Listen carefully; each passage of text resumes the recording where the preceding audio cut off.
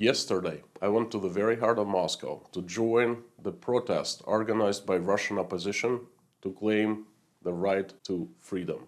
In this aftermath video, I would like to explain why I attended that event, what I stand for, how I was feeling and what I was experiencing yesterday, and what our official and unofficial media takes on what happened.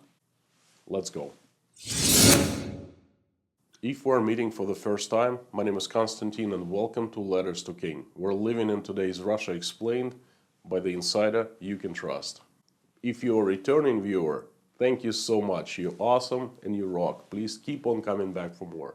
Last night was interesting, to say the least. I went to the very center of Moscow, to Tverskaya Street and Pushkinskaya Square, to join a bunch of other people, to stand up and to be heard. April 21st of 2021 turned out to be an unexpected protest day. It was a weekday, not a weekend. Most people worked, so everyone decided to get together after work at night at 7 p.m. People went to the protests all over Russia, and the biggest ones, of course, were in Moscow and in St. Petersburg for two reasons. The first reason was to demand to free Alexei Navalny. Alexei Navalny access to a doctor because his health has been failing. The second reason, to stand up and be heard about latest court ruling. One of the judges in Moscow courts ruled that Navalny's party and his whole organization, all people who belong to organization, the Russian opposition, they are now extremists, and this organization is extremist. So this could be start of the end of unofficial opposition in Russia, because now it's Navalny. Next, anyone who poses a threat to the government can be dealt in the same way. So people decided to say their no to that and went to the street. So I decided to join these people and film the event. If you haven't watched it, please check it out. The link is right here. Well, you could see with your own eyes what was happening in Russia yesterday. By the way, I would like to thank Pinball of Pinball Preparedness for shouting out for my video that I made last night. Thank you so much. There were so many people who watched the video because you informed them of what I did on my channel, and I enjoy Pinball Preparedness a great deal. It's really strange because I watch the videos every day because of one simple reason. I like what Pinball talks about, and I like his takes on different issues. And issues I find important, they resonate with me. So thanks for shouting for my video, and thanks for making those amazing videos. People, if you haven't seen the Pinball Preparedness, I highly recommend you go and check it out. Why did I go?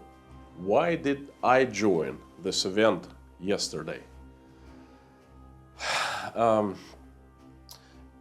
You see, I don't really care much about Alexei Navalny. I like his videos where he exposes corruption at Russia's highest levels, but it's not news to me. I know how the system works. I have some questions to Alexei Navalny that I cannot answer. That's why I would not go and join the meetings solely to demand his freedom and so forth. I rather went for myself, my family and my children. I'm a citizen of Russian Federation, and by the Constitution I'm granted certain rights. One of the rights is to speak freely and express my opinion.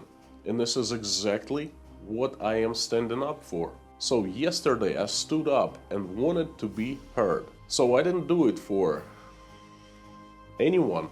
I did it for myself.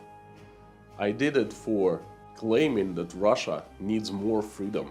The government cannot suppress our rights. That was my personal motivation behind it. If you find in this video interesting, please consider liking and subscribing. You will find more updates like this from Mother Russia. Now, my personal takes on what was happening yesterday. First, at times it was scary. Now, imagine this. You are sitting in your warm apartment on a couch, and all of a sudden you have to get your butt up, get dressed, travel about 40 minutes to get to the center of the city, to join a large, huge crowd of people, and to stand against riot police at full uniform, ready to deal with the protesters. It's not easy, you know. It takes a lot to do that. The reason I did it, because I was thinking of my children. What Russia am I going to leave them? What country they will find in 15, 20 years? What are they gonna ask me question, Dad, what the hell happened? That was number one reason. The second reason, I wanted to film the event. I feel like Russia is being isolated and Russian people are being portrayed as bad guys again. I saw that happen back in the USSR, and that was terrible, okay, and that was not true. And the same thing is happening right now. So I wanted to go out and film and show that. So I wanted to show real Russian people. I wanted to show that they like freedom. They demand freedom. They don't want war. And I want people from other countries to see that. Being there was scary most of the time. There was no violence, but there was tremendous energy and tremendous pressure. And I felt like I needed to do that again. I did it for myself, not for Navalny, not for anyone else. I did it for myself, for my family and for my friends. Second, there was very little violence yesterday. I didn't see anyone fighting. I didn't see anyone confronting police. And I didn't see anyone getting arrested.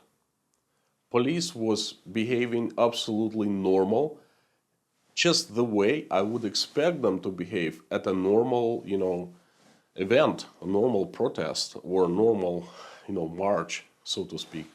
They were fully armed. They were ready for the action, but at the same time, they just, they were being normal people. And the protesters, they were absolutely awesome. They were just walking, chanting, being heard, making messages and statements, and that's it. There was no aggression on both sides whatsoever. Third, the protesters were young. Most of them were in their 20s, some perhaps in 30s. There were very few older people, and historically in Russia, older people support Putin and the younger ones, they don't support him that much. Let's put it this way. Being around young fellas, boys and girls, was great. I saw their faces. I saw their lack of fear. I saw them having guts to stand up, go out there on the street and face the police and be heard. And I think that they are Russia's future. Whatever decisions they make, I don't know, but they're going to be making decisions. That's what matters. Number 4, being there was exciting. Yes, like I said earlier, it was scary, but also very exciting. There was a rush of adrenaline. There was excitement. There was energy in the air. I was glad to be there. I was glad to be a part of that group. I was glad that there was no violence, but at the same time, people were very determined, were very charged, and they were making statements. I've just shared my personal takes on yesterday's event of how it felt to be there.